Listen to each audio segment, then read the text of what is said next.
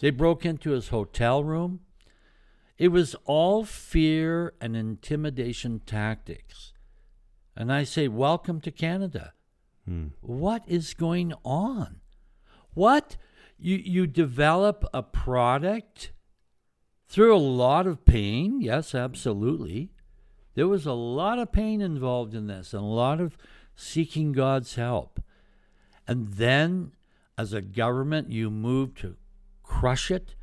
You're responsible for the death of innocent Canadians because you embargo and take away that product. And you do all these things. For what reason? For the embetterment of the bottom line of the pharmaceutical industry. We've tracked a number of the Health Canada agents who have since left the employ, and they got wonderful positions in the pharmaceutical industry.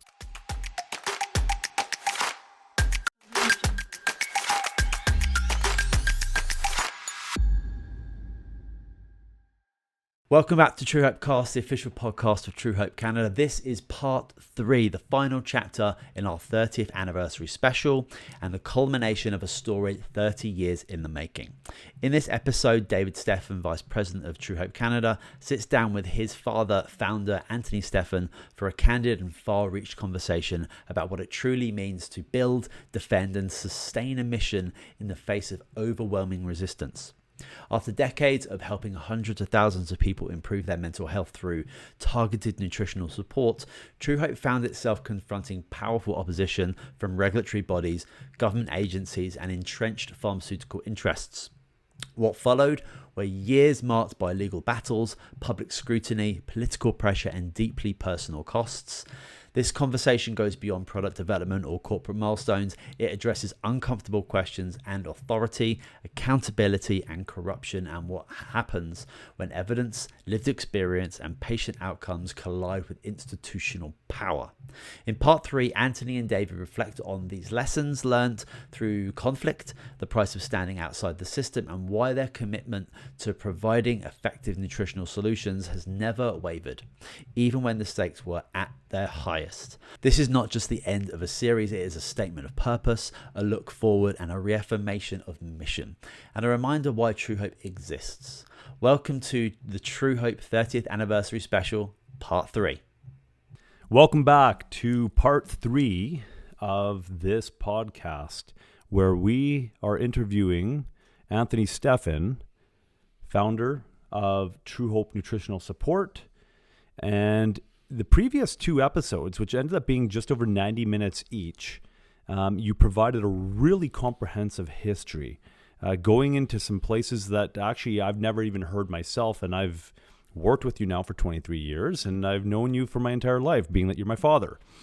And so we got some really rich history. So if you have not watched Part 1 or Part 2 of this podcast series, I would encourage you to go back and watch those. They are emotionally riveting. You get a real inside perspective of what it looked like from my father's perspective here, living within a home that was ravaged by mental illness, losing your wife, my mother, that you were married to for nearly 23 years, or correct me if I'm wrong there. Yeah. And and I was 10 years old at the time.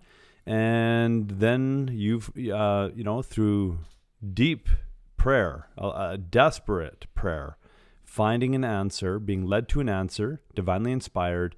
And we got into really the battles that were emerging as this discovery wasn't just helping thousands of people, but it was now being scientifically validated. And as soon as the scientific validation started to come into play, which my understanding is showing it to be over 3 times more effective than standard antidepressants, and that being the Empower Plus, the initial discovery there. Yes, absolutely. That now opposition reared its ugly head. And it reared its ugly head in the form of the government regulatory bodies that are ultimately supposed to be looking out, or at least the guise is, that they're supposed to be looking out for the health of Canadians, and yet here they were actually causing Canadians to commit suicide. They actually cost Canadians their lives.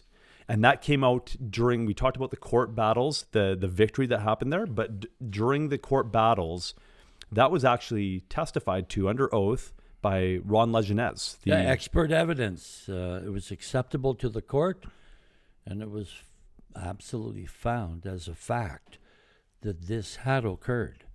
Which is really, really quite sad that the government that, we're taught is supposed to be there for our best interest, that is supposed to be representing our needs, the will of the people, and yet here they were creating an affront against the mentally ill in Canada and actually costing them their lives in the interest of big pharma.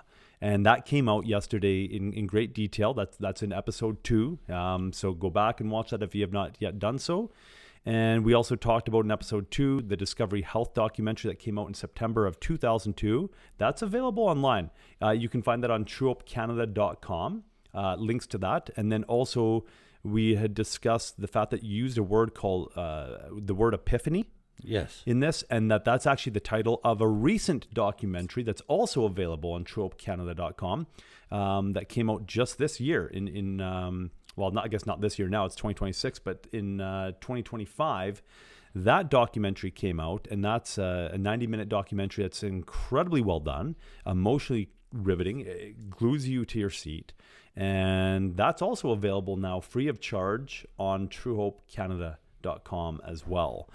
So let's continue on. So we get to the summer of 2006 where you hear the words not guilty, and you also get a mandate from the judge saying that you had no choice but to disobey Health Canada. Otherwise, you could have found yourself under other criminal charges, which were far more egregious for the fact that you would have cost Canadians their lives had you deprived them access to the Empower Plus.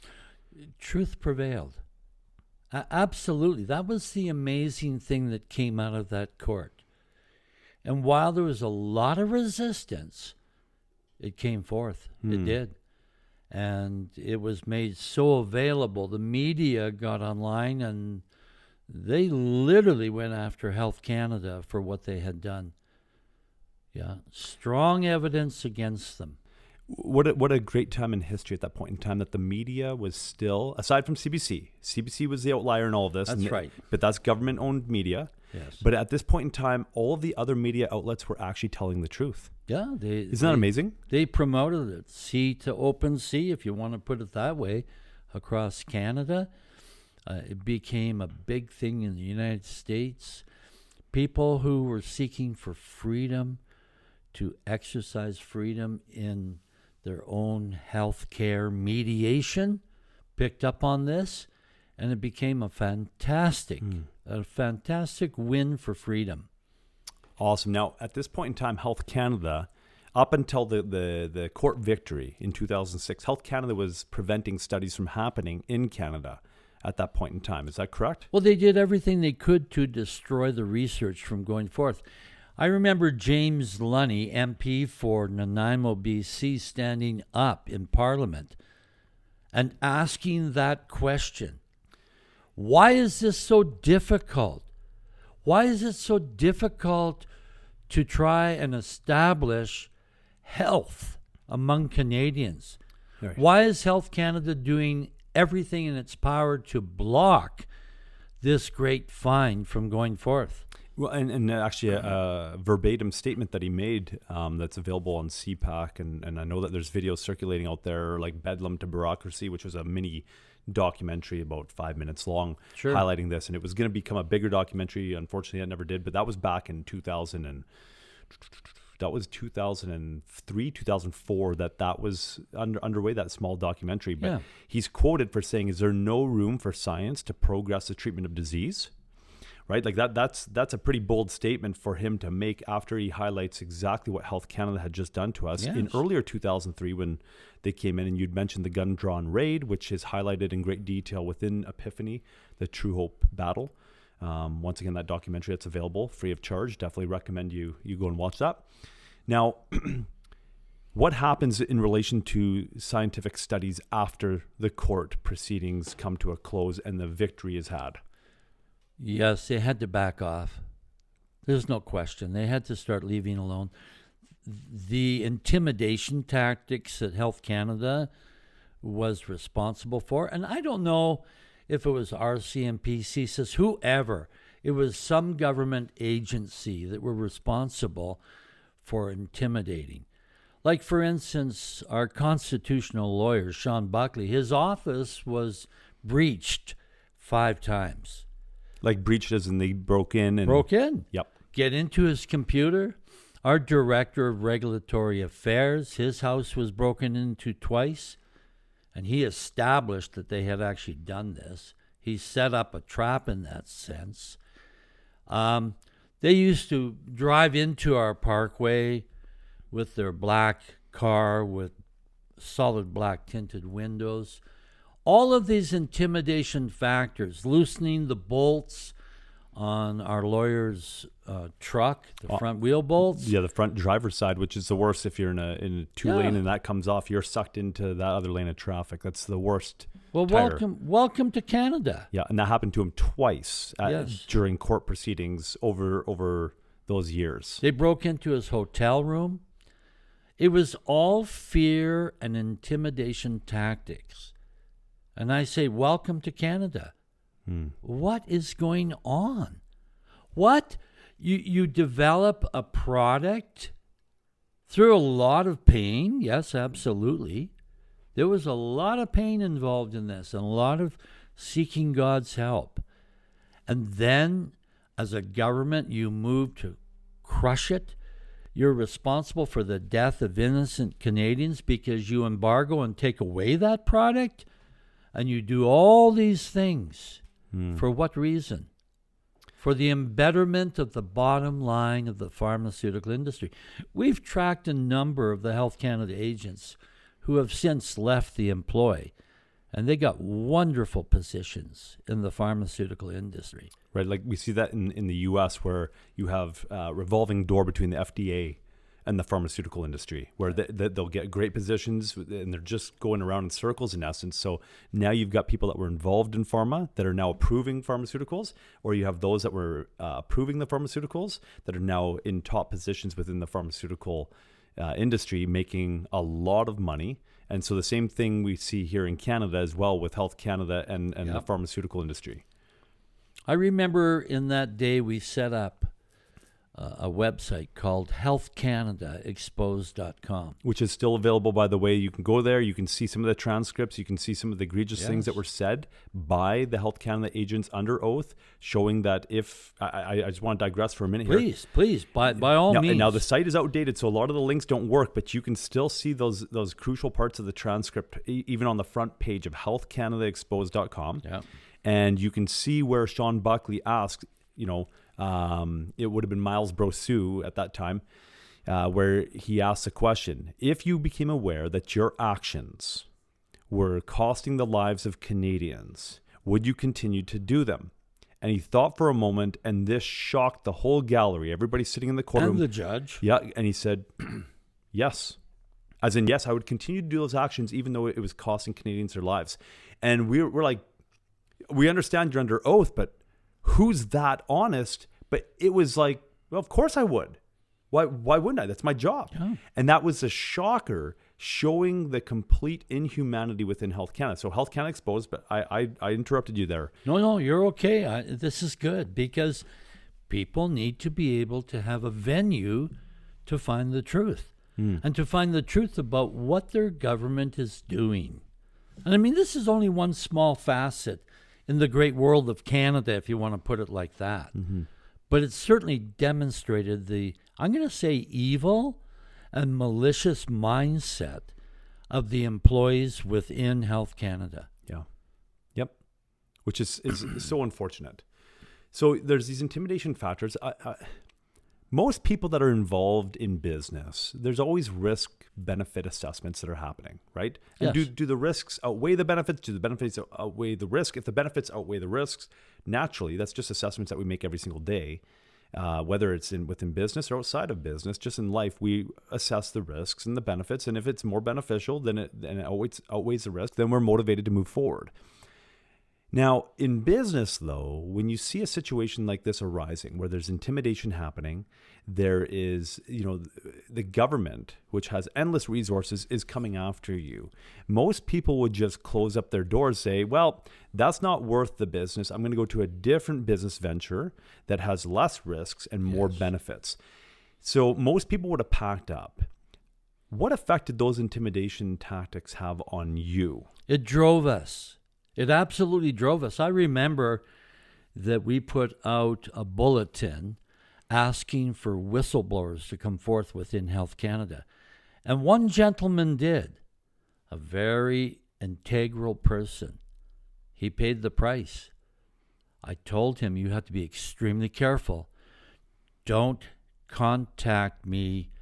I'll get hold of you. And he went ahead and sent an email explaining what he had seen, and they destroyed his home. Yeah. Absolutely tore it apart. They send a clear signal, thou shalt not speak against us, even if we're acting in a criminal fashion. This is what they do to people. So this is, I believe it was grade 8 social studies. We're learning about Russia, communist Russia, and how bad it was, right? We're learning about the whole Bolshevik revolution, and then how we ended up with Stalin, and how these types of tactics are happening. People are disappearing at night. Now, we're not hearing about people disappearing at night, although there is one individual that disappeared in this whole story. We'll get to that a little bit later on, because it's a subset of the Truehope story here, and it's a continuation of the battle where one person did disappear, and then he would reemerge, and there was a whole story as to how he disappeared, and it was completely egregious, and it was communist Russia style type stuff that took place. But people aren't disappearing in this story at this point in time. But we have the same type of tactics taking place as what you would expect to see in communist Russia during that dark time of their history. Sure. And yet we're learning about that in school and saying, wow, that was terrible. But yet it's happening here in Canada, and people have no clue that this is the Canada that we live in. And this is going back 20 years now, that this is happening to us, and yet people don't have a clue. And they still don't have a clue, thinking that we're still not where, communist Russia was. We're still in a free country. People are still, they have that, it rolls off their tongue. Oh, we live in a free country. Do we live in a free country? No, we don't. Not at all. In fact, it's a soft democracy. It has the appearance of having a charter of human rights and doing the right thing on behalf of your people. But sadly, it's not that way anymore at all. We live in places like Bolivia where people disappear at night, never to be heard from again. If somebody had told me a story like the Truehope story 20 years before this happened, I would say no. No. That couldn't happen in Canada. It was a shocker. It was a wake-up. I think our constitutional lawyer went through a terrible wake-up, a terrible shock when he realized, no, it's not by accident. No, they're not making errors. These are deliberate tactics. It's the way the system was in designed. the name of the unholy dollar. That's when you boil down the whole thing, it's about money. Money and power. Money and control. Yep. Yeah. So let's fast forward now. That's a great way to segue into the next topic here, or the next portion of the battle. So in 2006, the court proceedings are done and over with, other than the whole lawsuit, which is another part of the story. But by the time we get to 2008, we start to see the egregious nature of the Canadian government and what they're looking to do against their people when we have this emergence of a bill called Bill C-51. Oh, yes. What happens there? Well, they promoted the bill. It was the Harper government, but it was parachuted in from above the Privy Council. Now you say, you said the Harper government. Now, previous to this, during the initial parts of our battle, what government was in control? It was the Liberals. The Liberals. So, yeah. So now we have hope that things are going to change under the Conservative government at that point in time, and then all of a sudden, Bill C-51 comes. Yes, extremely egregious. In fact, it had a rendering in it that if you were growing herbs in your backyard and you pass, let's say, some echinacea, which has been found. There's good research and science showing that for flus and colds. Echinacea or garlic, or it could be anything that's therapeutic in nature. Yeah. You pass that over to your neighbors, over your neighbor's fence to help them out. Free of charge. You're not making money. Yep. Doesn't have to be for consideration under the Act. And that's what it's actually saying verbatim. Yes. Doesn't have to be for consideration, meaning no dollar exchange. There isn't a dollar exchange at all. The first offense was $250,000 fine. The next was going to set you 10 years in jail. It was going to disallow unlicensed fruits and vegetables to pass across an interprovincial border. If they're therapeutic in nature. Yeah. Yeah. No, it was terrible. When you think of the effect that would have had on the natural health industry. Yeah. Now, what about search warrants and the authorities being able to come in and search Didn't homes? need them. Didn't need them. If they suspected you, if they thought, well, maybe Tony Stephan's thinking about doing this, that was enough to break your door down, seize your bank accounts, lock down your family, lock down your company, and then you would have to go to court, probably over a 5-year battle. To try to prove yourself innocent. Yeah. So you're guilty until you prove yourself innocent, in essence. Totally. They can come into your home, middle of the night, no knock raid, guns pointed in your face. Yep. And this type of stuff has actually happened. Oh, it did. It actually did happen. Yeah, like we know of people, and they don't want their names mentioned. They love to stay under the radar now. They're still suffering with the trauma of this, but I know individuals who have literally had guns pointed in their face, in their own homes, in their own living room, because they were deemed to be drug dealers in essence, and the police going in thought that was what they were doing. They thought they were actually doing a good job when they find out this is over herbs. Really? Herbs? And we're not even talking marijuana. We're talking about herbs that you can just go pick up at the health food store. Well, in one particular case, and this is truthful, this came out in the court case where the City of Calgary Police was involved in a raid on behalf of Health Canada, and the cop sat, and by the way, I want to make sure that I make it real clear to our listening public. We are not anti-medical in any way, shape, or form. We are not anti-policing. We are not anti-legislation. No, we're anti-corruption and we're pro-truth. Yeah, exactly. We support a free and democratic society, and there has to be legislation to carry that forth. So we got that, and we support that. But it came out in the court case that the member of the CPS, Calgary Police Force, sat on the couch and put a pistol to the wife of the husband, and both of them were involved in this wonderful business. They've actually done some amazing things, amazing products. Mm-hmm. And that pistol was there for a long time during that raid. Mm-hmm. Why would you do that? The trauma that it induced. Like I said, they don't want to be named. It changed that poor woman. Yep. I mean, you think about and these are lovely people, by the way. Yeah, they are. PTSD that's generated from that. Yep. In fact, she told me, she said, I don't know if that would happen in Russia now at all. Right, and she's not from Canada originally either, right? So she got to experience what we learn about in school about communist nations, and yet here, she moves to Canada, and that's the sad thing about this is people are moving to Canada and have moved to Canada from these other nations that are kind of depraved, and yet they're looking at it and saying, wait a minute, what did I just move into? Is this an out of the frying pan into the fire type situation? It is, sadly. It doesn't have to be that way. So Bill C-51 arises, and what role does Truehope play in that? Well, we played a major role. We bought up all of these. There was a little slogan that we developed called Stop Bill C-51. And we actually bought up all of the private number bills so that we would have an opportunity, because they started to blank all these things out. But we ran the Stop Bill C-51 campaign. All the family kicked in. They were involved in it. I won't say all the family, but most of them.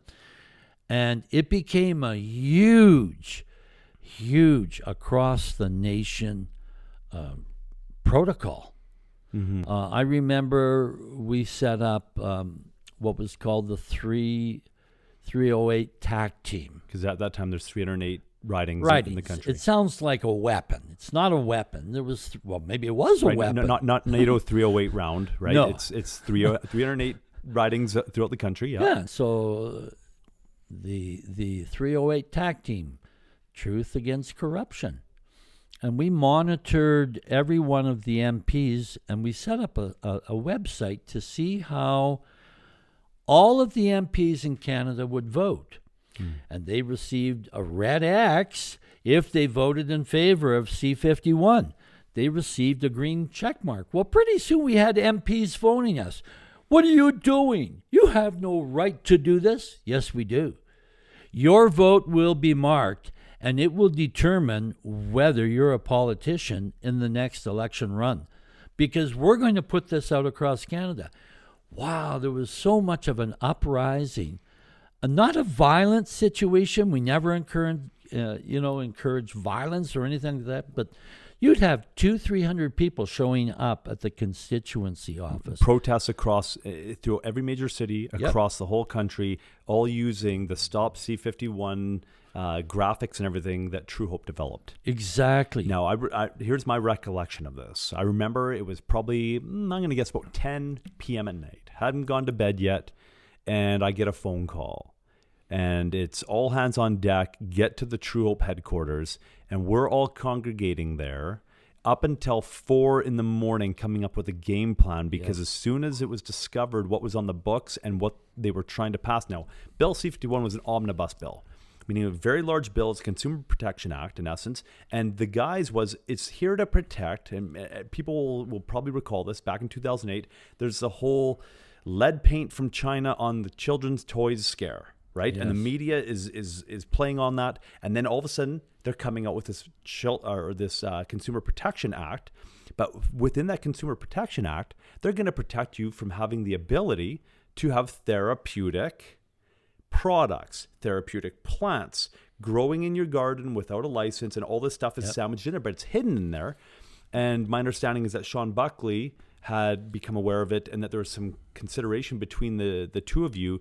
And as soon as you became aware of it, you're phoning all of your boys and all of the other individuals in the company that can play a significant role. And we're meeting till 4 a.m, coming up with a game plan as to how are we going to, as an organization, combat this and prevent this bill from taking place here in Canada. Exactly.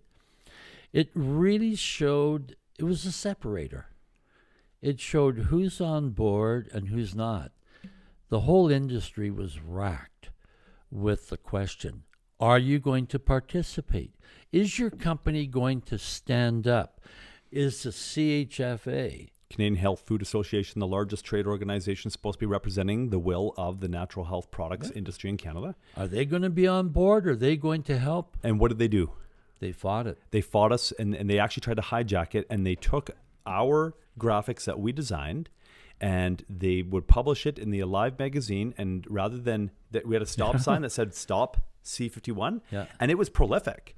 They took that and then removed "Stop" and said "Amend C-51." They wanted to keep the bill, and they tried to convince the whole industry, no, we need this bill.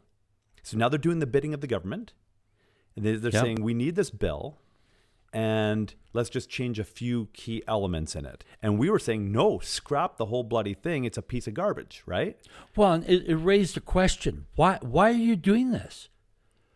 What influence are you under that would say, let's assist the government in putting this through? We can get it modified a little bit here, maybe take some of the edges off.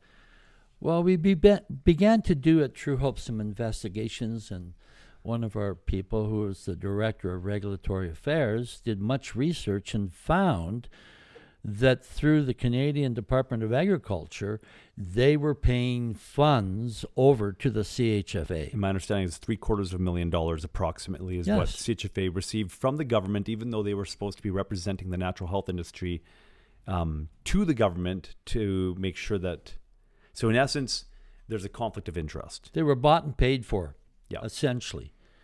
And it ended up with the president being fired and their director, the CHFA director of regulatory affairs, had to leave, who, by the way, was a Health Canada agent prior to this. So we're seeing corruption in the natural health industry, infiltrators that are here to misguide the industry so that we lose our rights to natural health products. Exactly. Which makes sense. I mean, if I was part of Big Pharma and I had billions of dollars at my fingertips, and my goal was to secure the bottom line profits of the pharmaceutical industry, I would be hiring people to infiltrate, right? Like, it makes complete sense. I'd be hiring people to infiltrate these other industries and to misguide them and to make it look like we're heading the right direction. Nothing to see here until, oh, you've gone over the cliff's edge too late. Oh, sorry.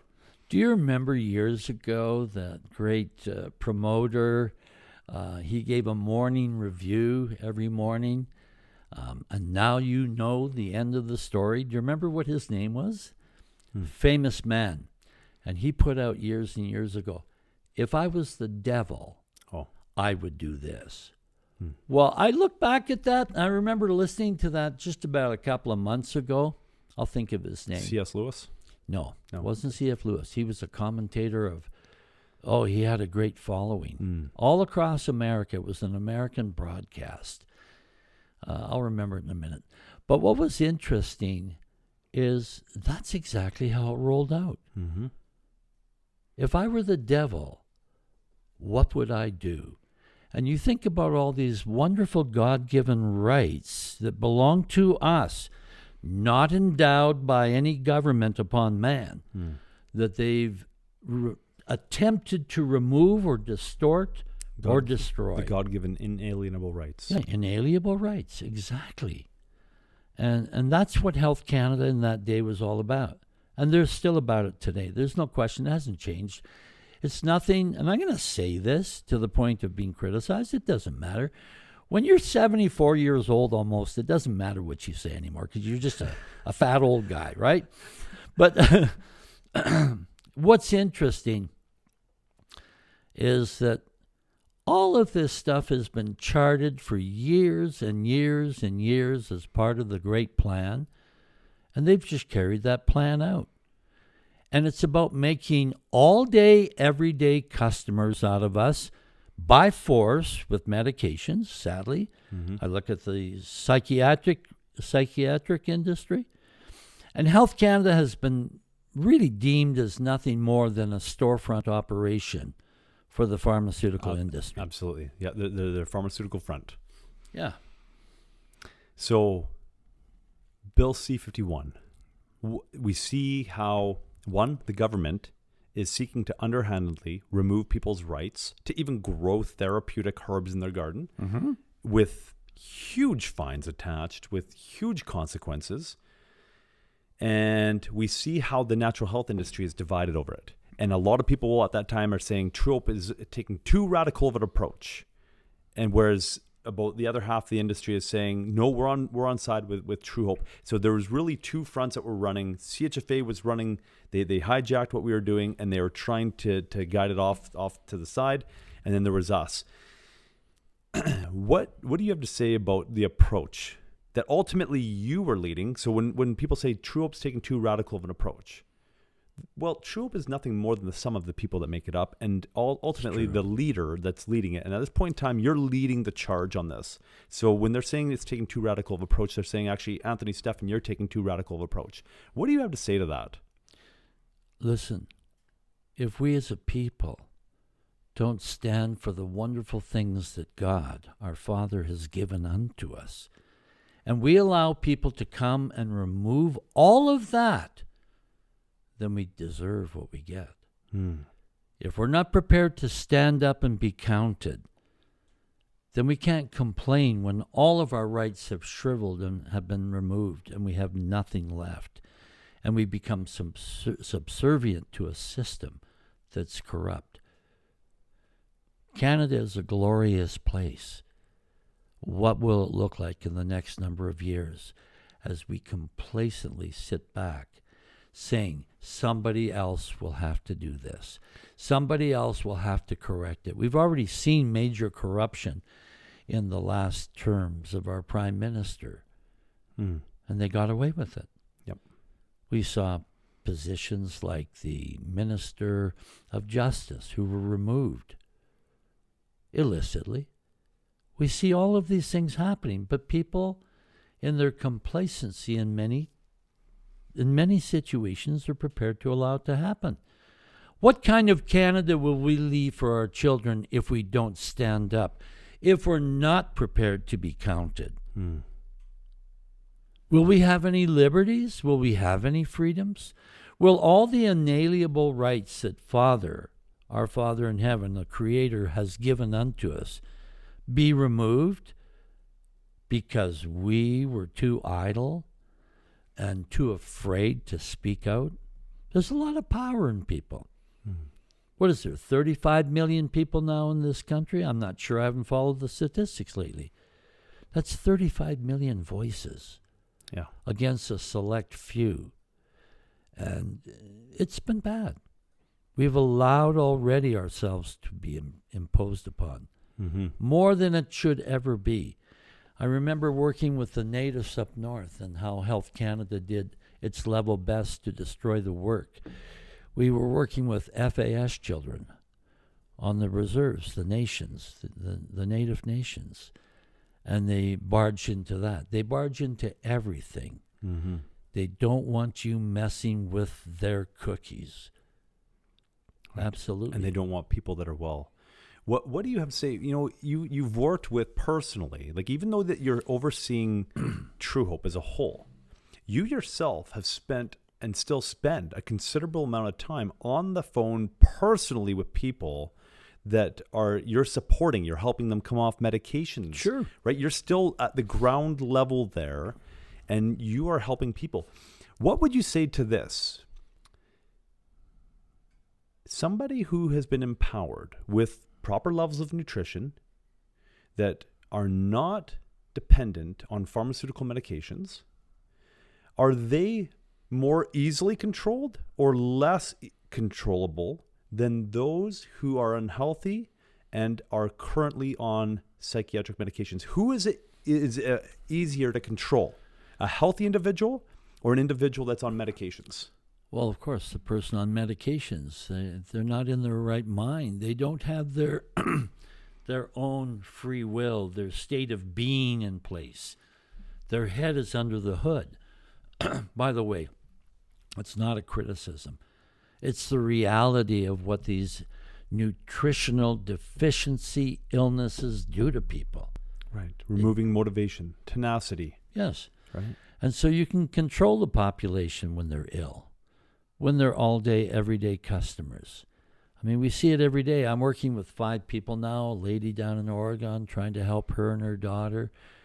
Recently worked with a fellow in BC here. He wrote me, he texted me, he said, I'm out. I'm done. I've been locked in my basement suite. I'm unemployed. I'm a tradesperson. I can't do a thing. I don't get out of here. My wife has left me. My children, they're estranged from me now. I have nothing to live for. I heard about this product that you have. Will it help me or not? And I called him. 2 weeks later, he was running his welding shop again. A month later, he's totally healed of his depression. He's now working with his ex-wife. He's now working with his children who are estranged, trying to get back into their lives. These are terrible disorders, and they have a terrible effect on people. And, I continue to work with people. Absolutely. It's the right thing to do. That's what this is all about. Right, and it gives you a great understanding of, and you don't lose touch of what it is that we're actually doing within Truehope. Yeah. And the actual direct impact that we're having in individual lives and what that actually looks like.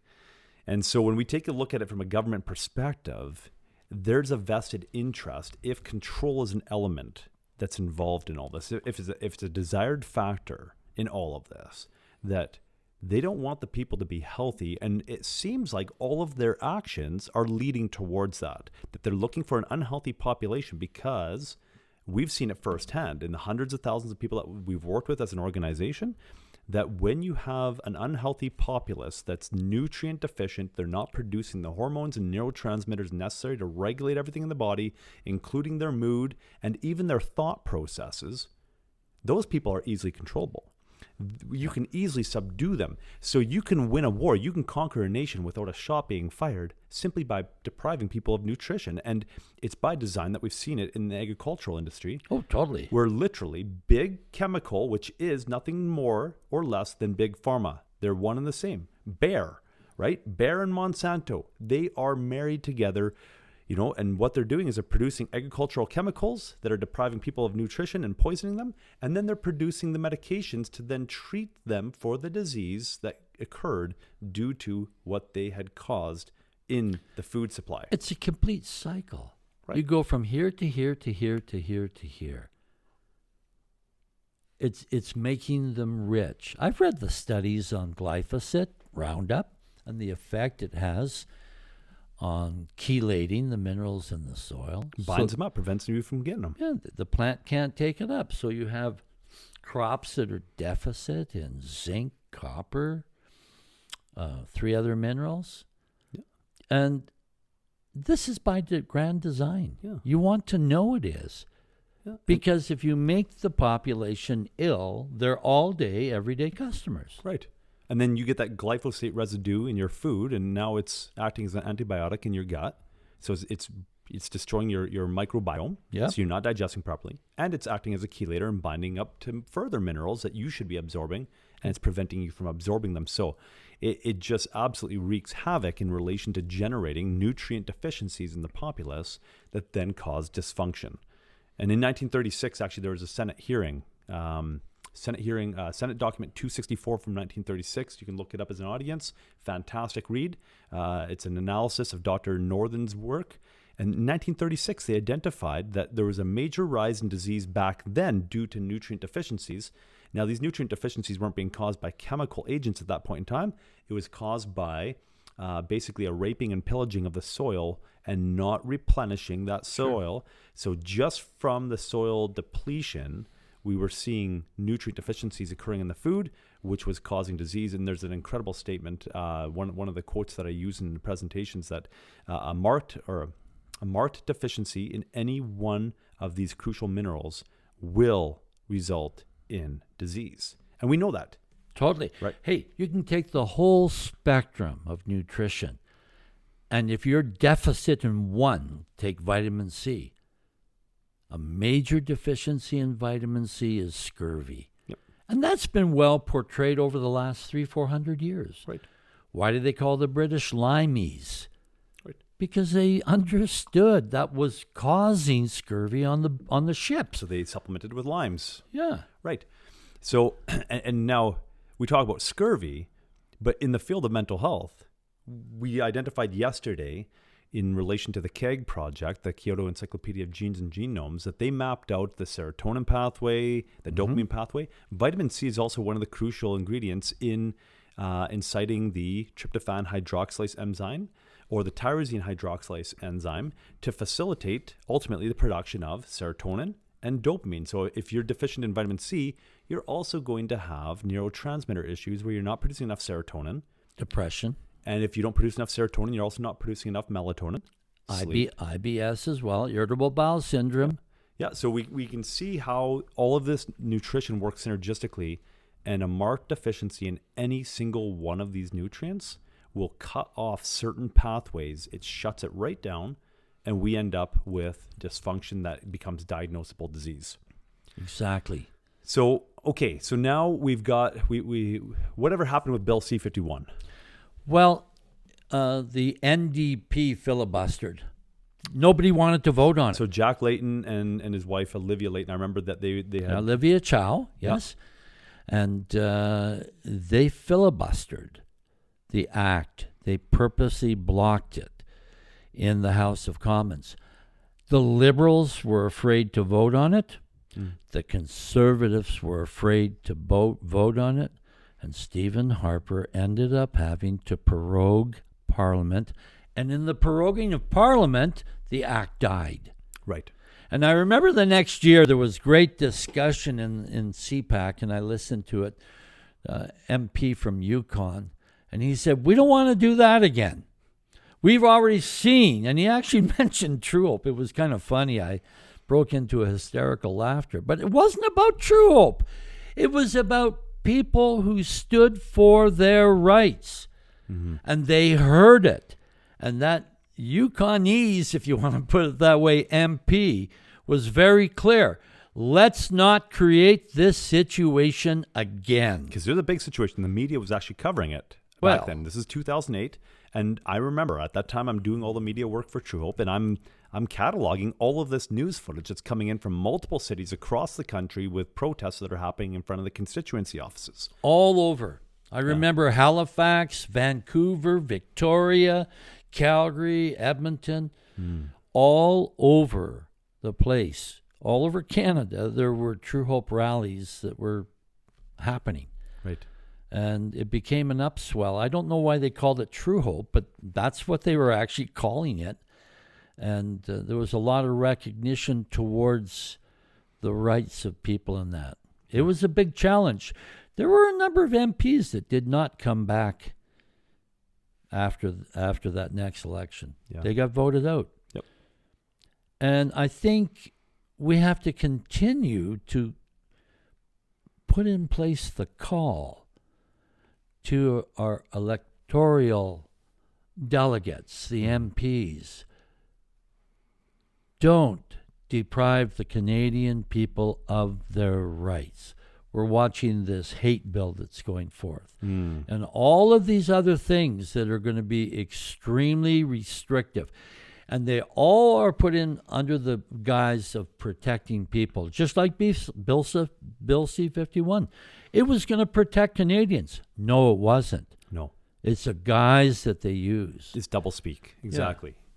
So yeah, we need to be wary that wasn't a one-off event, that oftentimes what they're telling you it's going to do, it's coming in, it's a Trojan horse. It comes in with something altogether different. It may look great. Oh, fantastic. Look at this nice horse that they left us. Let's bring it into the city, right? And all of a sudden, as soon as it's unpackaged, there's something else in there that you didn't realize. So yeah, hate speech. Who doesn't want to stand against hate speech, right? Well, we all do. We don't want hate speech. Exactly. It's about learning to love your neighbor and become a good community of people who care about each other. Right. But what we're going to see, and you say about loving your neighbor, that's a principle found in the Bible. It's found in the Old Testament. Leviticus 19:18 is where it's first told that we're supposed to love our neighbor. And then you see Yeshua speaking about it, where he says, love your neighbor as yourself. That's the second great commandment. It's a large umbrella that covers off so many of the other instructions that are given to us. As a Canadian community, we have a responsibility to see those things through. I'm not talking about religion. I'm talking about good faith and the things that we've learned. Our laws are based on Judeo-Christian values. Biblical values, yeah. Yeah, and they need to come forth again. Now, here's what's interesting, though. This is the irony that is spelt out here, is that the whole concept of hate speech can be eradicated by loving your neighbor as yourself, and yet that hate speech act, that bill going through, will actually be an affront or an attack to the Bible and any other scripts, ancient scripts that many people deem to be holy, that speak about loving your neighbor and becoming a better person. The hate speech act, the irony of it is that it'll actually become an attack on the Bible, saying that's hate speech. We need to either rewrite that or remove it and so that's the irony of it. That is the irony of it. Is that the teachings of the Bible will teach us not to engage in hate speech, and yet the hate speech act is going to be an attack on those writings. Dave, I remember visiting with a number of MPs on Parliament Hill, and we were able to go into the cabinet room where the Prime Minister's cabinet work and put through their ideology and their thinking, their plans. And I remember in a beautiful carving above the entrance door, it said, "Worship the King." And I thought about that, and I asked about it. Oh, no, that's not talking about the monarchy. That's talking about the King of Kings. Our government originally was based on biblical righteous values, freedom, And you see the exercise of free speech, the exercise of doing good things without penalty. Yeah, and you see that in the preamble of the Constitution Act, where it says based on the supremacy of God, where they're acknowledging that, and that's what the whole concept of the Constitution Act was supposed to be, was those God-given inalienable rights, right? Saying that Exactly. and that the government is there to protect those rights or to avoid stepping on those rights, and yet we've seen a major shift, especially over the last couple of decades, where that's not the case anymore. Well, look at the poverty we have in this land. Look at how many people, progressive, good people, who lost their positions, high-paying positions. I talked to a fellow that's living, didn't talk to him, I talked to his sister, had a really good education and a good paying job, and lost that because of the failure of the economy, and ultimately couldn't keep their house, and they're living in a tent in Kelowna. Sad. The whole family. What are we doing? Yeah. Why are we seeing this? In the past 5 years have definitely accelerated that, and through government mandates. Well, we throw restrictions. billions of dollars to useless considerations around the world, as the Canadian government does, but we can't look after our own people. It's a failure. Yeah. It's an absolute failure. It's either a failure or it's a complete success based on if the system was actually designed to do that. And that becomes the debatable point. That is a very debatable point. But it's not right what's occurring. We don't look after the good people of this land. Right. So let's go. We have 2008. Bill C-51 is quashed. Fantastic news. Freedom still prevails. Truth prevails. Now, during this time, there's a lawsuit happening where you're litigating against Health Canada for what they did. Yes. And causing death and all this type of stuff to the Canadian public. Now, we get to 2010 and things really come to a climax with that. Do you want to fill us in briefly as to what that ended up looking like and the exposure of the corruption within the judiciary at that time? It was amazing. There was a good fellow who was the clerk of the federal court who ended up resigning over it because he was so shocked at how the Chief Justice of Canada was interfering in the case. There was political interference in the case, and this good man had been there for well over a decade, a professional, and he ended up losing his job over it. When I say losing his job, he left it. He couldn't bear to hear it anymore and to see the corruption between the judge and the crown. Right. Because they were uniting. And I remember on transcript, Justice Campbell was his name, leaning over the bench and saying to the crown, "Isn't this the way we planned it?"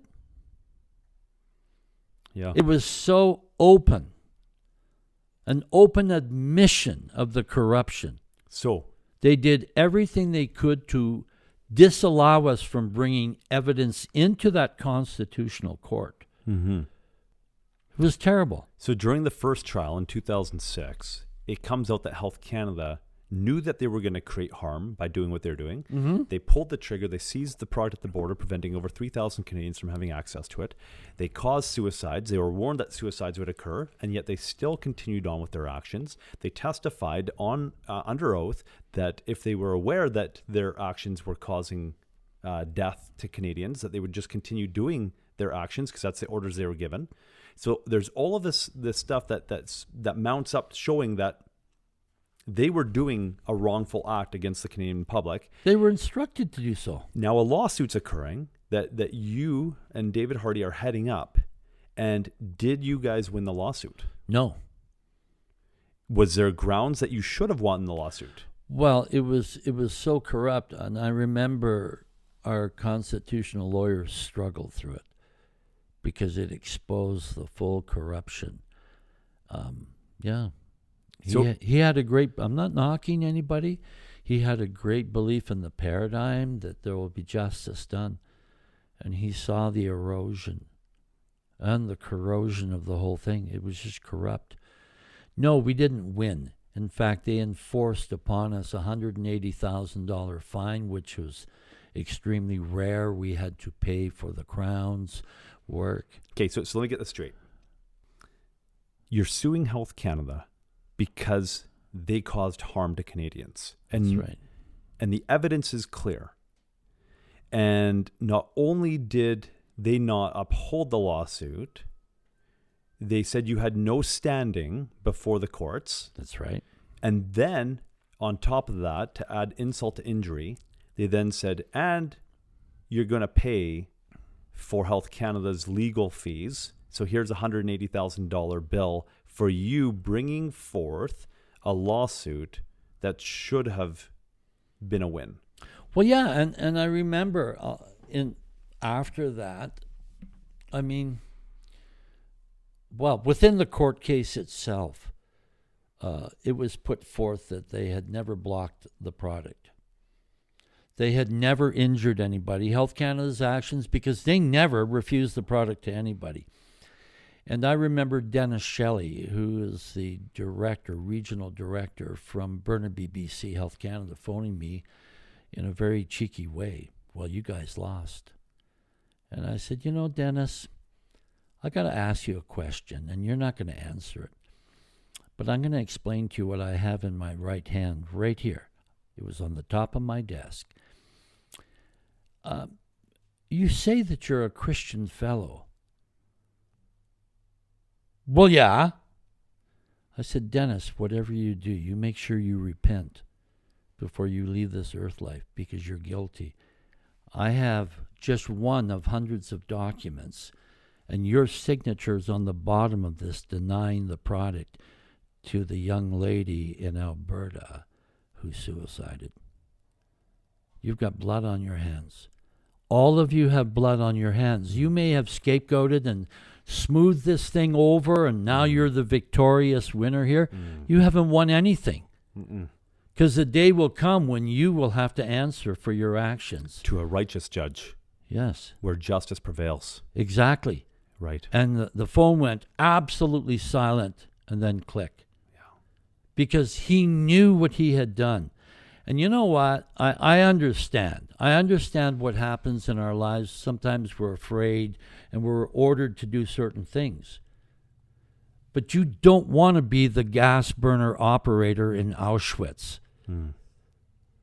We have to learn to stand for truth and prevail in right. It's that simple. Yeah. Be men of conviction, not of compromise, because you make one compromise, and this is how many of these politicians get to where they are. This is how many of the bureaucrats get to where they are. They say, okay, well, I'm not in a position of influence yet, so you know what? I'll compromise right now. But once I get into a position of influence, then my values will shine forth. But by the time they ever get there, their values have already changed. They've already become what they were all along. Exactly. Men of compromise, men and women of compromise who allowed themselves to ultimately toe the line and harm their fellow man. And that's who they became. Yeah. Because they were willing to compromise. All right, so court battles are over. It's been 10 years of battling with Health Canada. It finally comes to a close. Now, a situation arises, and it's now a little more, because this is part of the whole Truehope battle. And even though it would come forth that it was clearly a Truehope battle, and it was being pushed by the government, but it didn't look like that on the front at first. And a situation arises, and many people have heard it from me, but I don't want to speak too much about it. And there's a whole film about it called The People versus David and Stephan, which is also available. I encourage you, after you watch Epiphany, or you can watch this before Epiphany. Epiphany, the Truehope battle, is actually the prequel to this film, The People versus David and Stephan, and that's available on truehopecanada.com under the media tab. But a situation arises with myself in the passing of my 18-month-old son. And many people have heard it, ad nauseum, to my take on it, because I had to become prolific because the media was lying at this point in time. We couldn't get any truth out of the media. We're now into 2016. The passing of my son took place, your grandson, in 2012. But by 2016, we're in trial, and the international media, like, it's all over the place. It's in Australia, it's in Sweden, it's all over the world. Yeah, I saw it. Because this is an agenda-driven case that's going to influence legislation and policies and legal precedent across the world. That's ultimately going to be an attack on parental rights and medical choice, not just in Canada, but in all of these other nations.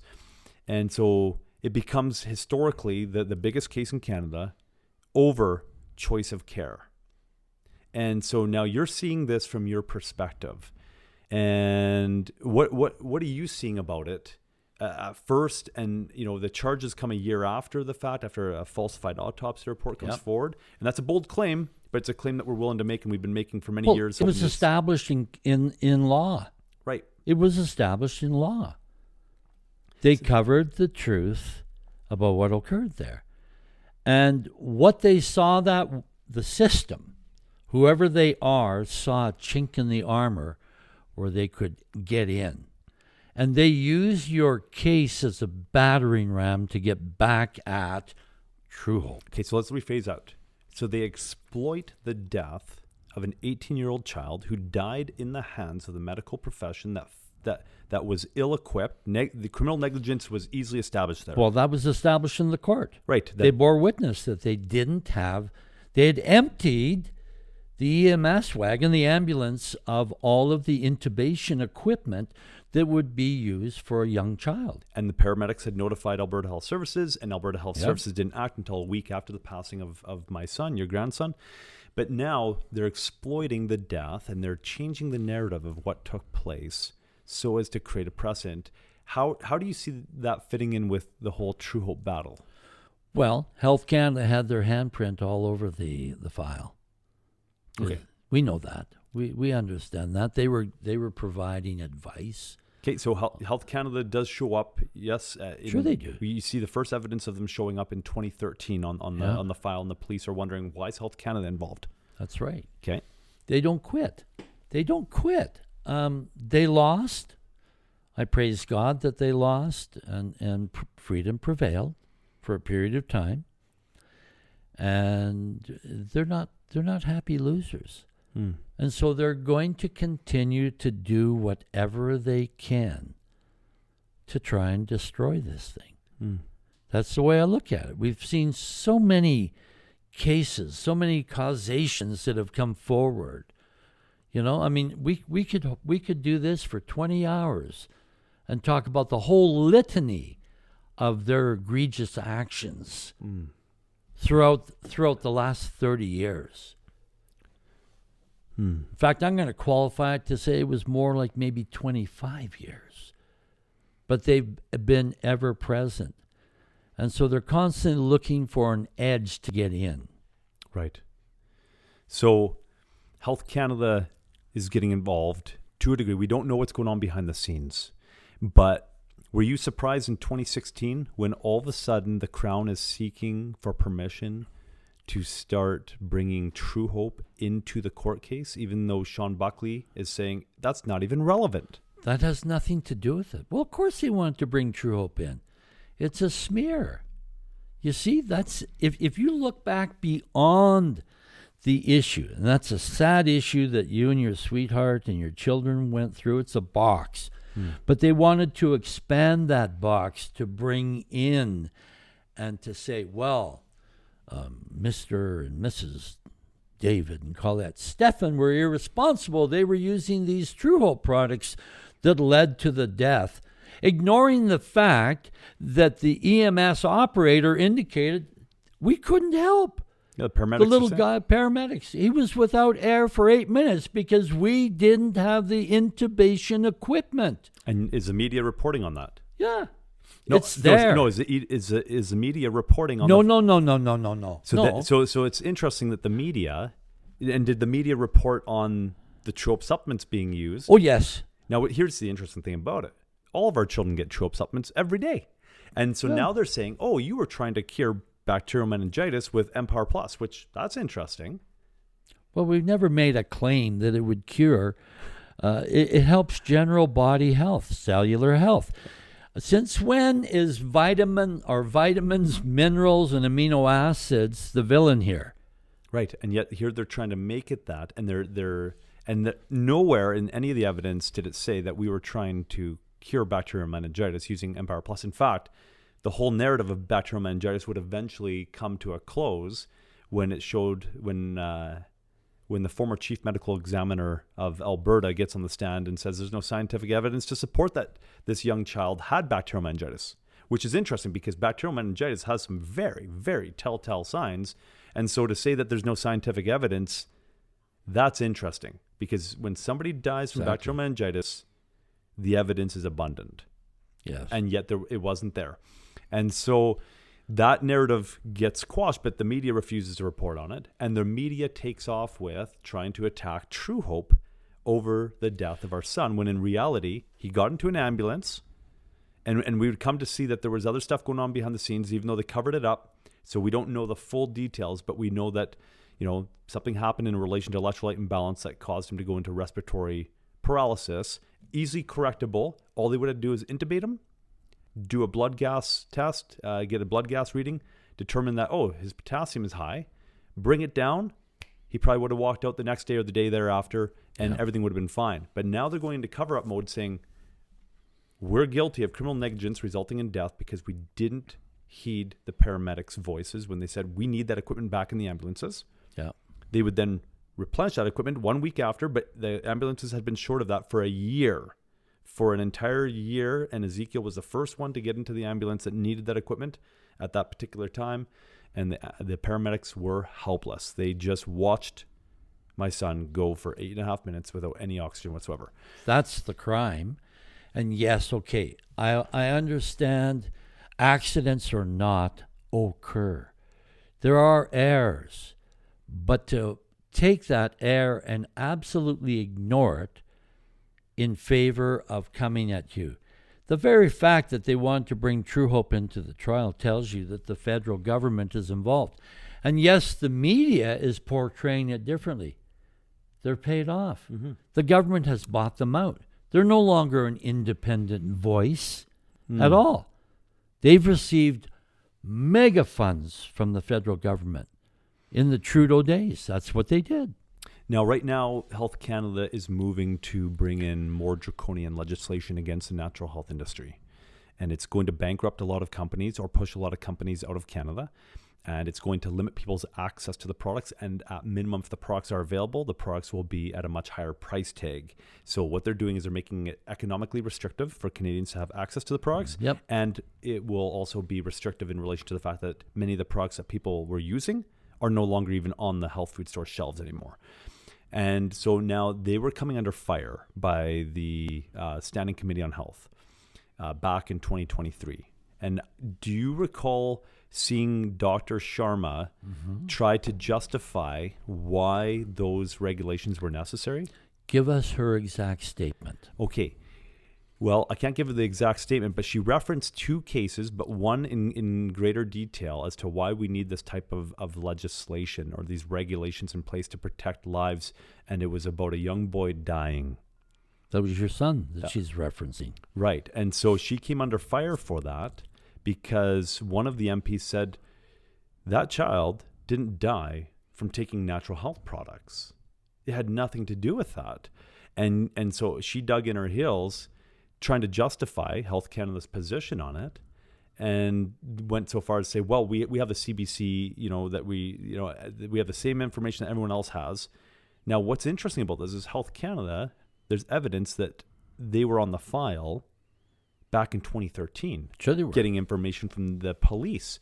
So they had the inner workings of the file. And now they're saying, no, we're relying on CBC's narrative, which was so far off the truth of what took place in the court and what was in the file, and yet now they're saying, oh, well, CBC. So now CBC is their source of information, even though they have these files behind the scene that highlight a completely different story.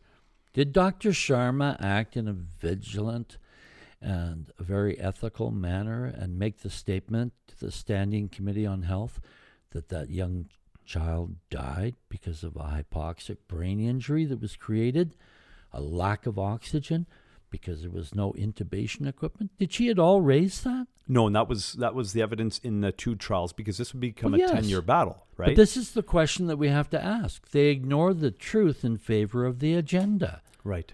And they always do this. The very fact that they want to bring Truehope into the trial speaks volumes. It's not related. It's like Sean Buckley said, it's not relevant to the case. Why do you want to do that? Right. Because it's to break down the opportunity for people to get well. Yep. Exactly. So they're pushing an agenda, clearly, and that would become a 10-year battle. So now we have a 10-year battle with Health Canada directly. Mm-hmm. That comes to a close 2011-ish.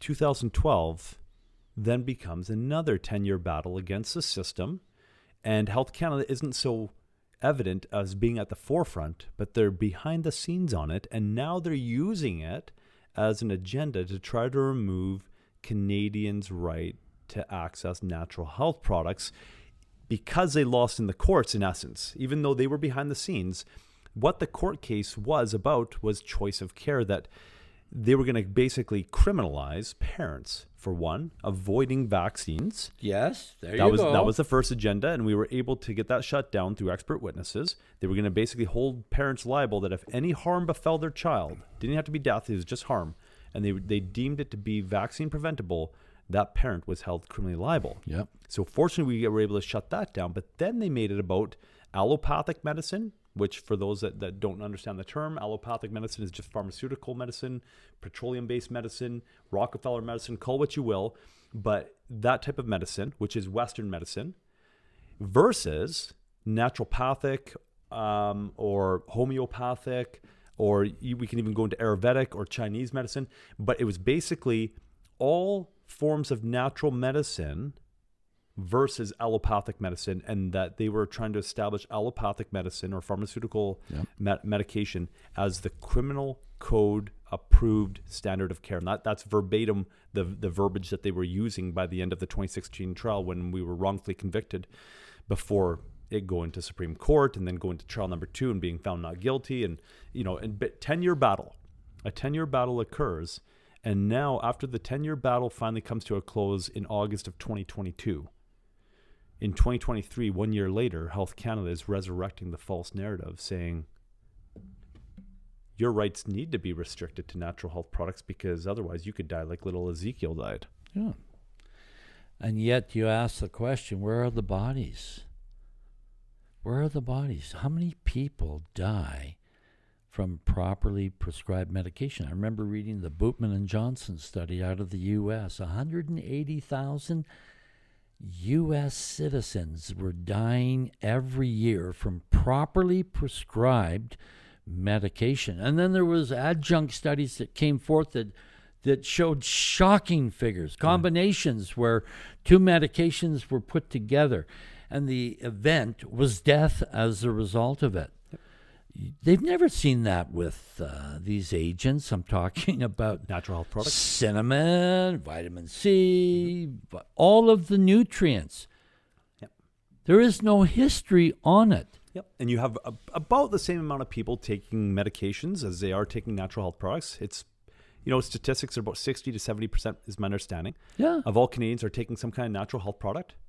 And yet we're not seeing, like you're saying, where's the bodies? And Where's yet the bodies? on the allopathic side, it's one of the leading causes of death. It is. And then when we take a look at the whole system as a whole, and you look at medical misadventure or medical malpractice, combined with properly prescribed medication, you see over 500,000 people dying within North America every year. In Canada, that's a good-sized city.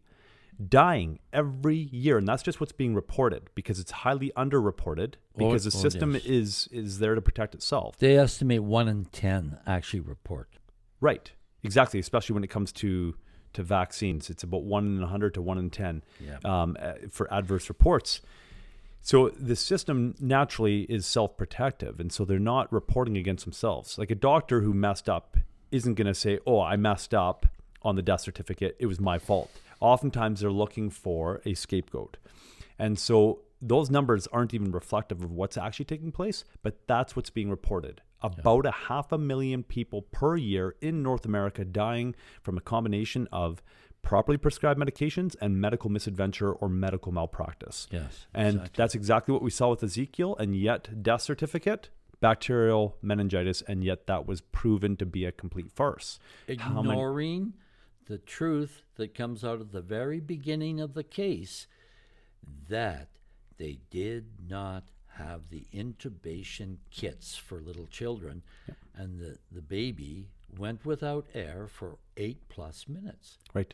Yeah, and well, depending And on they've skipped over that. They don't want to. It's like they say, okay, we're going to create a diversion. Look over here. Don't look over here. Mm-hmm. Here's where the truth is.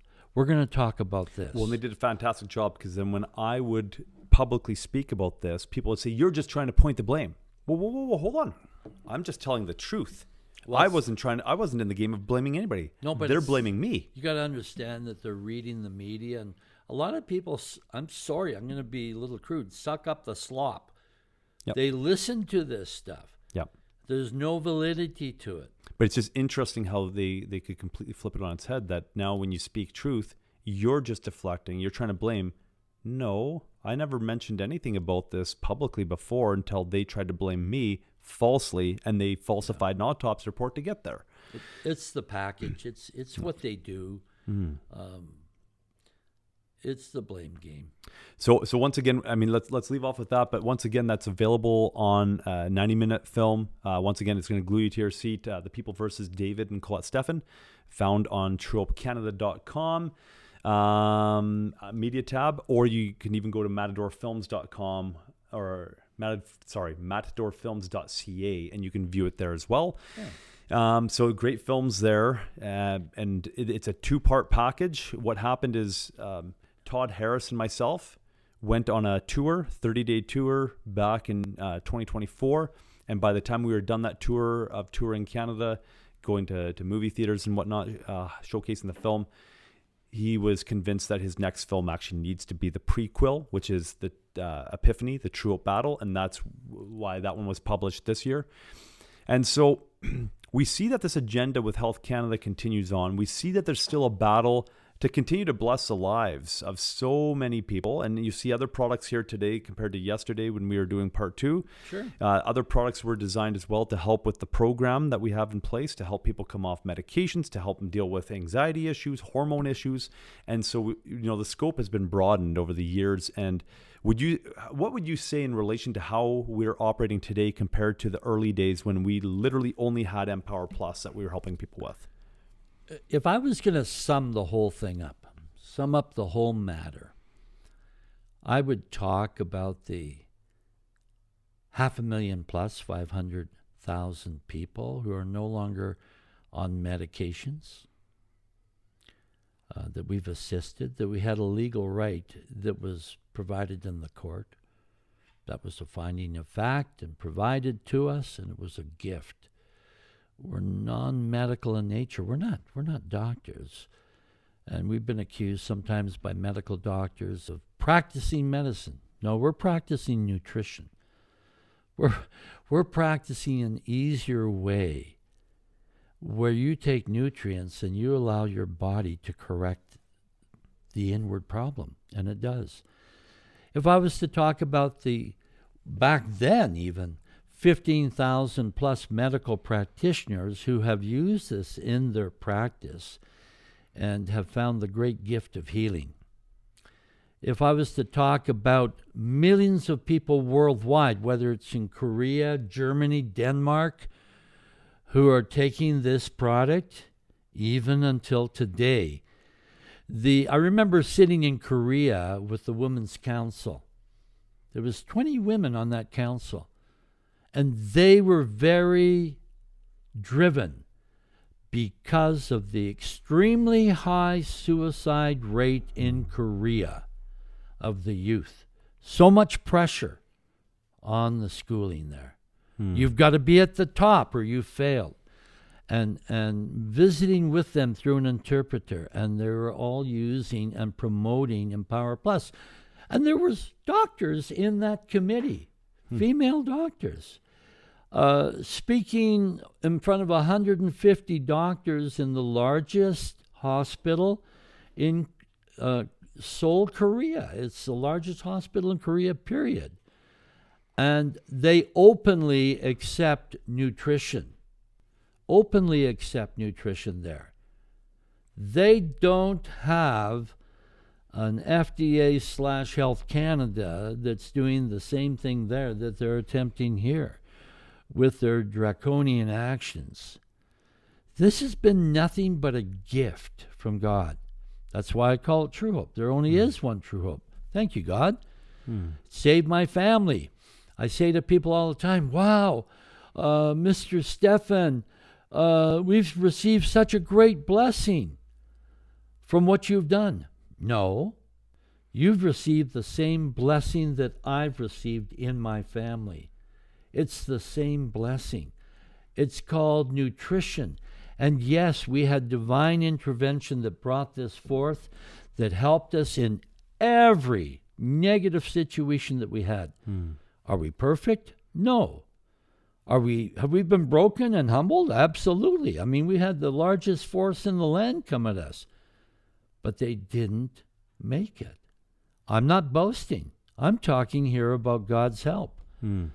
And we've seen miracle after miracle after miracle. The product itself is a miracle. The fact that there's 36 ingredients. I'm not here to sell anything to you good folks. There's the supplemental list. We have to do that by law, and this is produced in lawful places. It is. It's done with the right methodology, done correctly.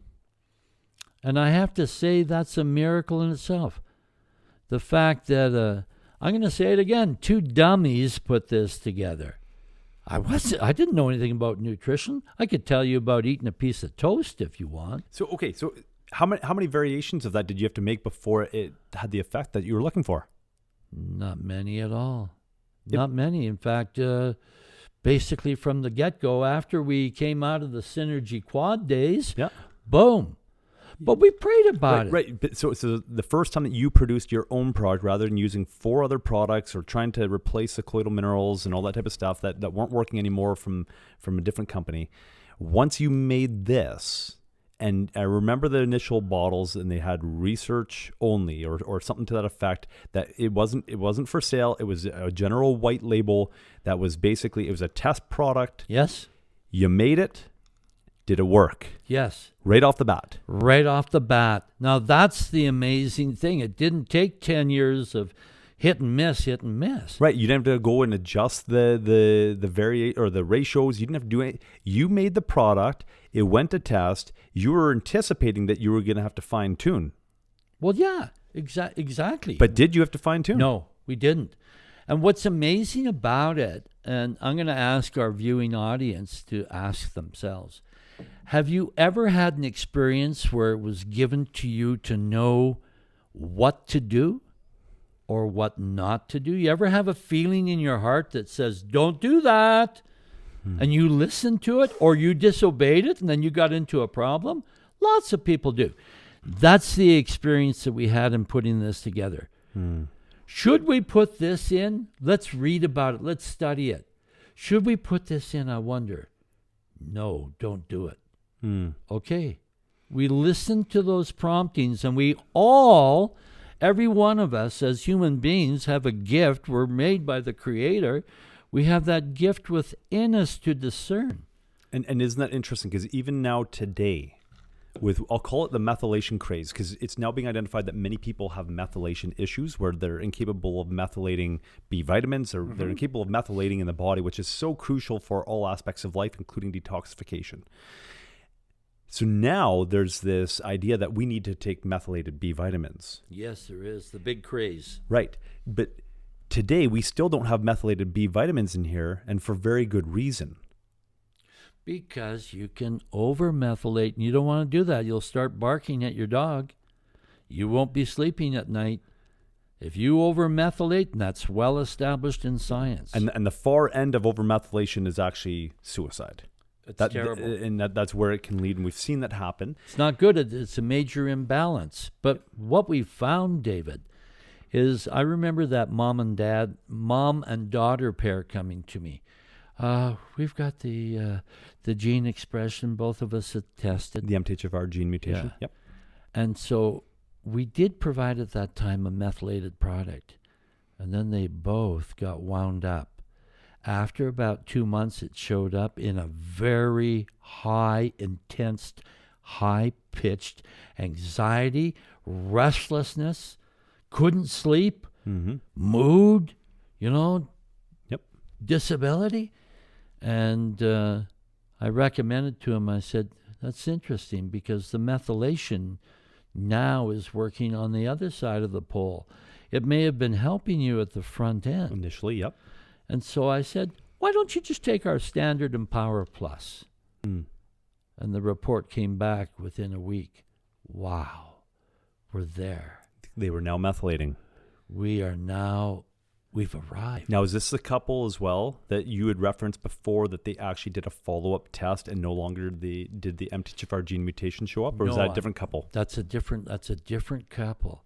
But they found within themselves the power and how nutrients can help our body to recreate itself. Right, and actually correct genetic mutations. Now, initially when this was happening, doctors, researchers are looking at it and saying bipolar is a genetic disorder. You can't use vitamins and minerals to correct it, and yet we're correcting it, right? All the time. So we challenged the very premise of science at that point in time, right? Or the established science within medicine. Yeah. Today, are we doing the same thing in relation to the whole concept surrounding genetic mutations? I think so. I think that we're learning as we're going more and more and more that the body has the power and endowment within itself to correct itself if you give it the building blocks of life. And that's the key to this whole thing. And there's nothing but building blocks in these things. And Dr. Brian Kolb found the same thing when he did a follow-up study using the Empower Plus on rats, that obviously had brains, but they had missing portions of the brains where they had induced what they call a stroke by removing frontal lobe, a large portion of it, or punching holes in the parietal lobes. And what he found was the same thing, that it challenged the basis of science, the established science, saying that when brain damage happens, the damage is done. Nothing can happen.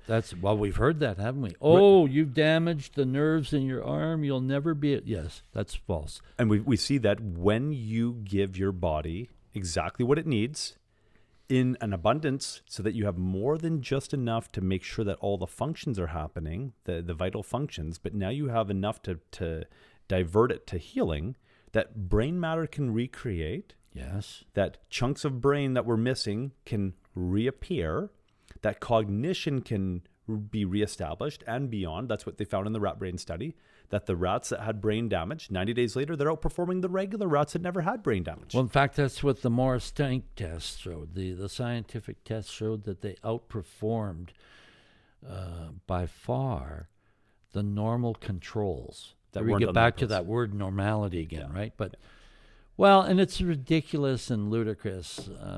We see a little babe in arms, it's 7.5 pounds. Its kneecap is smaller than that fingernail, and we see it as an adult, 25 years old, and the kneecap is this big, and we say, well, you can't regrow cartilage. Well, how did that baby get from that size? How did the nerves lengthen? Right. By feet, literally by feet in length. Yeah. Well, because we are built in such a dynamic way that we can heal. But these nutrient substrates are essential to life, and they have to be bioavailable, and that's the key to this whole process. I need iron in my diet. It's understood that in ADHD studies, when they took 100 children that were normal controls, no ADHD symptoms, and they took 100 children with ADHD and they did blood drips, they took blood testing analysis, Unfailingly, they found the ADHD children had an iron deficiency. And you can't just take iron. And we see the same thing with schizophrenics. People have schizophrenia, low Totally. zinc, right? We see these things occurring where it's identifiable that particular deficiencies will result in particular disorders. Sure they do.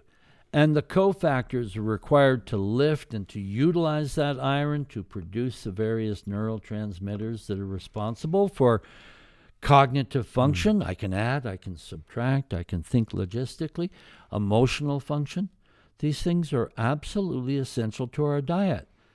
And we talked in part 2 about the 1992 Earth Summit, where it showed and demonstrated that North American soils are drastically reduced in mineral density. Well, what does our food look like then? Exactly. We're eating cardboard food, and we eat highly processed food. We eat white bread. Now, people are going to get upset. I'm sorry if I've offended a few out there. I like white bread too, but I prefer whole grains and sprouted and whatever because it gives you better longevity. You're getting more out of it.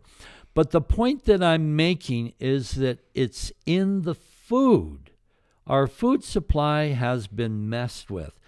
We take a crop and we spray it in the beginning with anhydrous ammonia in order to make it grow. Yeah, it flourishes, big green leaves, tomatoes, potatoes, whatever. But we've killed the humus in the soil. Right, we've sterilized the soil, Yes. whereas the soil is similar to our intestinal tract, and it's supposed to be teeming with life, bacterial Totally. life, fungi, which helps facilitate the breakdown and then the uptake of these nutrients into plants, and also a conversion process that occurs. It's like taking an antibiotic overdose. Now, don't take me wrong. I love antibiotics. Whoa. They're amazing. They are amazing. When you've got an infection, they do amazing things, especially the organic base that originally came out. But the amount of antibiotic abuse, sterilizing our systems the same way as the soil's sterilized, and we eat food and we're not uptaking. We're not uptaking. Right. So all antibiotic use right off the bat, I mean, this should be known for our audience. And we've seen this in our database when we're tracking people's symptoms and identifying patterns, is that anytime somebody uses any particular antibiotic or pharmaceutical antibiotic, because there's many herbal antibiotics out there that are fantastic, anytime somebody uses a pharmaceutical antibiotic, it has to be followed up with probiotics because Bingo. it is non-discriminatory and it will destroy all sorts of good bacteria in the gut, preventing proper digestion and uptake of the Empower Plus, which we've seen a recurrence of the symptoms of the mental illness Yes. that they had overcome, and now they're saying, why am I wrong again? Like, what's going on? What's happening here? Why am I feeling all these feelings? And we go through the list, and you were recently on antibiotics 2 weeks ago? That's why, right? Bingo. So we actually see the effect that it has. It's very sterilizing. Reminds me of that mom that was working with a doctor in southern Alberta, and he was coaching her. He actually said, well, I don't think this is going to do anything, but you can try it. And he saw the major effect on her bipolar condition. And she was great for 5-6 months, got onto an antibiotic and crashed. Yep. And I even had a discussion with her, and she put it over to the doctor. I said, antibiotics, you had a terrible infection, fix it.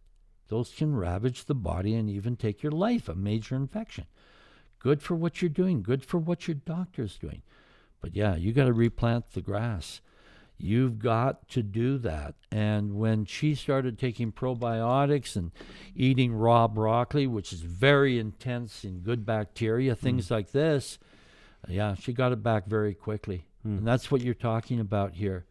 And so we've learned through working with thousands and thousands and thousands of people how the body can function and how it works with nutrition and how it doesn't work properly in a lack, a deficiency state. No question. And that's what all the research points to, the 37 medical journals, publications from 16 different universities, and at that time 16 different disorders they tested. Every case it showed amelioration or reduction of the effects of the disorder. And we've come to learn what makes this work and what doesn't make it. But this is the same original thing. Absolutely inspired. Just processed in a much more effective way. Yes. That allows for it to be closer to, or basically in line with how nature does it under ideal conditions. And that's why we're now using 6 to 9 capsules per day of this version. And that matches the original 48 capsules per day, even though the ingredients are identical. Yes. What has been developed over the years that you guys have pioneered, I haven't been part of that process, but in relation to learning the micronization and developing your own chelation processes, it's been phenomenal how little nutrition you need now to generate those kinds of substantive results in people's lives, where their lives are literally transformed. Send minerals into your gut that are way larger than the human cell.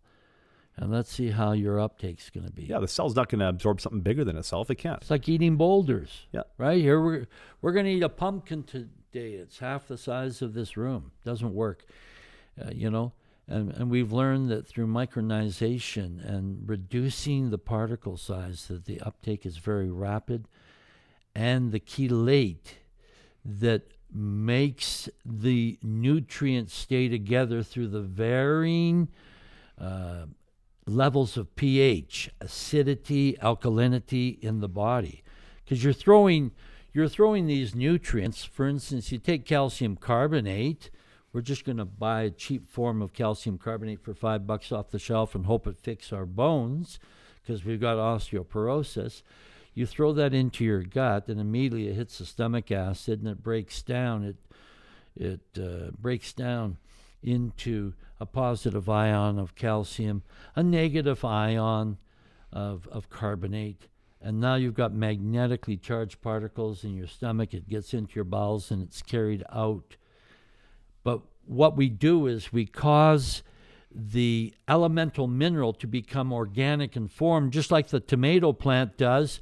So when you eat a tomato, you're going to get about 95% of the mineral quantity in there. Yep. Well, this is like unto that. And this is why it has such a profound effect, because that mineral stays together throughout those varying levels of pH, stomach acidity, and bowel alkalinity. And so it works. It traverses the membrane, gets into the blood system, and you're affecting the cellular mass. And it doesn't just work for so-called mental aberrations or mental conditions. It's affecting everything from your toenails to the top of your head. Well, it's just a broad spectrum multivitamin mineral that's actually doing what it should be doing. And people even, I mean, who doesn't have stress? And yet the Christchurch, New Zealand earthquake highlights the effects that this has when you're under a highly stressful situation, and how you can get through it with less anxiety, less depression, and a greater motivation to rebuild, to recreate. And we all have our own losses. Well, and that was a PTSD study that was performed after that major earthquake in Christchurch. Yep. And they used 8 capsules. Yep. Yes, it was. It was 8 capsules, and it was phenomenal results. Yeah, and it wasn't a long period of time. That study was only, 45, 60 days? Yeah, I should go back and review I don't that. recall the exact timeline, but it was phenomenal. 81% decrease in PTSD symptoms over that short block of period. I think it was 1 month. Isn't that amazing that it doesn't matter what we're going through in life? Our ability to get through it, and our ability to reframe it and to not allow it to be an anchor that holds us back for the rest of our life, is dictated upon the levels of nutrients that we have within our system. Isn't that amazing? Oh, it is. That it actually changes the essence of who we are and how we perceive the world around us and how we handle situations. And that's one of the things that healthy people will take this, that don't have mental health conditions, and then they have this awakening when they end up in a stressful situation. Like, yeah, I responded really differently to that.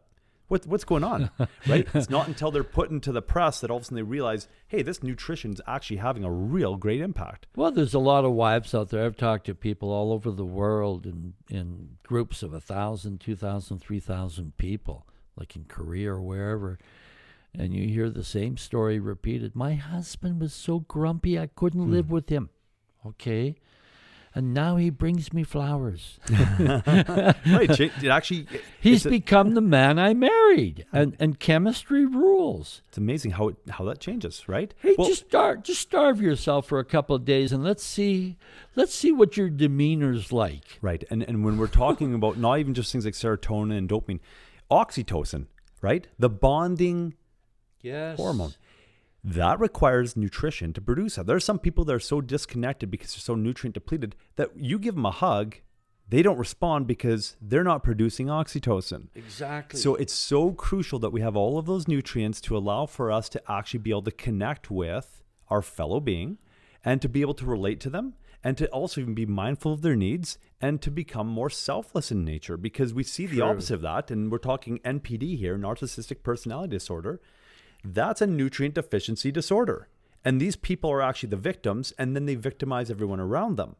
They're the first victim because they are the ones that have to live with it first and foremost. And they don't even know what's going on. True. Right? And all they needed was some good nutrition, and all of a sudden they awaken and they connect and they learn to be loving. And I've seen it firsthand with two people that lived on my property. I've seen NPD rapidly turn around. Oh, Amazing. totally. David, you remember the story from the New Testament where the Savior waits for 4 days and then he goes to see his friend Lazarus, who's been dead in the tomb for 4 days? Yep.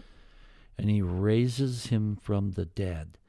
And he gives 2 commands to the people, probably to Mary and Martha, his friends, the sisters of Lazarus. He says, unbind him. Take the mummy wrappings off of him. Yep. Now feed him. Even the Lord of our life, who came for us, said, feed him, because it's essential that we eat. And it's essential that we find good food, free from chemical, and food that's high in mineral density. Right. And this supplement, because that's what it is a supplement. Supplementing what's not in the food today. Yes. We'll look after that for you. You feel better, you sleep better, you have longevity. We're not plagued by a lot of the disorders that come along. Absolutely. Oh. And so it's a gift. It really is. And it came through a lot of stress and a lot of trial, a lot of travail. And I'm grateful for it because it healed my family. My family's intact. And I was a very sick father with worry and grief because I thought I was going to lose my children. And they're doing well. Yeah. Thanks to the gift that God gave us. So we have a rich 30-year history since the discovery was made that ultimately began the transformation within the individuals, your children, but then as our family as a whole, that then went on organically, grassroots style, to then begin to bless people in the community, and it would eventually become this discovery that would go and be scientifically validated for all sorts of conditions across in universities around the world. Totally. And it would help hundreds of thousands of people, helping them to live a pharmaceutical-free life with clarity. Their brain is now turned on. They're able to make, good, logical decisions in their life. We've had a beautiful history that's been, laid out in the last, we're about 4.5 hours of video here over 3 podcasts. Yep. What do you see for the years to come? What do you see for Truehope? What do you see for humanity? What is your envisionment of what's to take place over the next few years? I have a hope. I hope it's a true hope that the younger generation that's starting to get it now will rise up and utilize these wondrous tools, not just what we have here, but many of these nutrients, and that we will become a disorder-free world, free of scurvy, free of osteoarthritis, free of asthma, free of mental conditions. And it's a generalized hope. And there's no reason why we as a people who were designed by a merciful God who loves his children would not want that.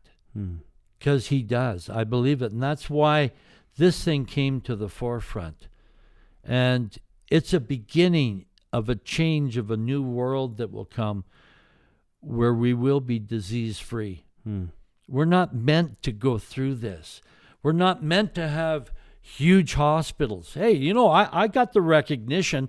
I'm running down Highway 2 in my truck, and I get into an accident, terrible accident. I get all torn apart and broken up. Of course. Don't rub green leaves on me. Right, go to the emergency room, get rebuilt. Humpty Dumpty put me back together again. Sure. There's a purpose for all these things, but not in the chemical world. Right. We're not seeing the hope of anything there. Right. It's not about pharmaceutical medicine. It's about emergency medicine. That's where they really shine, is emergency medicine. Do. They're good at what they do. But let's go back to eating whole foods. Let's go back to the gift that we have here that he gave us in Truehope and all these other marvelous agents that can help to give us longevity. We have so many warehouses of death, the old folks' homes. Yep. There are so many people that could be revitalized and rebuilt. And get their quality of life back. Absolutely. Absolutely. It Be wasn't empowered. Empowered. Yeah. And we can do that. And that's the hope. And so I just want to express gratitude to God and my family and to all those good people around the world. I remember that lady who cried over her son, June Lee, in Korea. And she got her son back. She got him back. And she was so full of light and glory because of that. And that's what it's about. It's about affecting people's lives in a positive way. It's not about the money. That's not what this story is about. It's about helping. We're all brothers and sisters, helping each other to raise up. So it's a wondrous story. It's a miracle story, because I couldn't have done it. I couldn't have done it. We got help. Yeah. Well, Dad, I want to express my gratitude, first of all, for you taking, this over 4.5 hours over these 3 podcasts to share very in depth the rich history of Truehope, the battles that you've had to endure from your perspective, because it's a lot different than a perspective of a 10-year-old boy who's, looking up at his dad at that point in time and then growing up. And, so I appreciate you sharing all of this. It's been enthralling. It's been enlightening. I have learned from this, even though I've been working with you now for 23 years.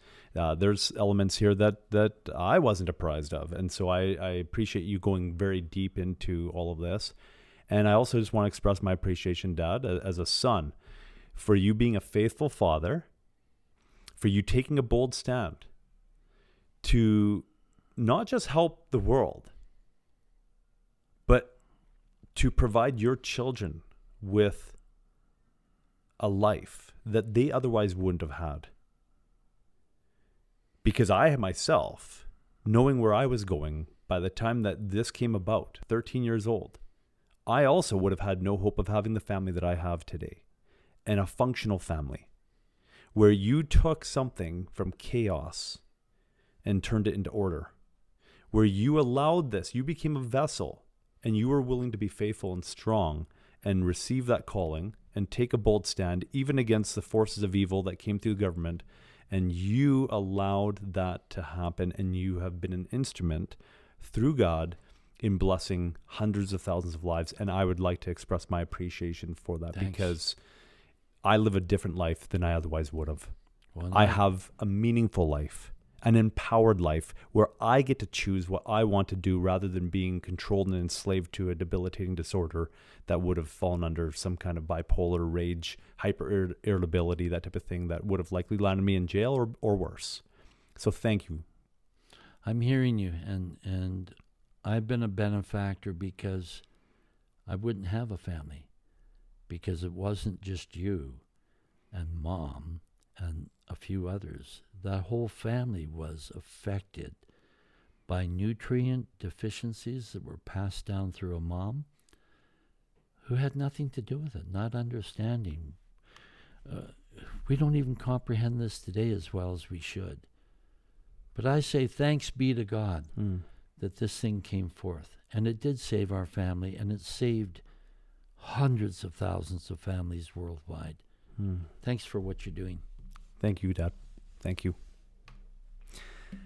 We want to express our appreciation if you made it to the end of this now, the third episode. And like I said, there's resources on truehopecanada.com under the media tab. I believe those links will be provided in the show notes. And we hope that you yourself are empowered with a greater level of hope and understanding that lives can be radically transformed simply by putting the proper nutrition into our bodies that we needed all along, that allow for the proper production of neurotransmitters and hormones that ultimately facilitate communication within the body. And there's other podcasts and videos out there that go in depth in relation to each and every product and the role that they play in facilitating that radical transformation. And so this is the end of the history of True Hope, the past 30 years. Thank you, Dad, for taking the time again. And we look forward to hearing the feedback from those that have watched this and have applied these principles to their lives and get to see that radical life transformation themselves. And thank you, viewers, for participating. And you have a great gift in your hand to help so many of your family and other people that we don't know. So this is a gift. Thank you.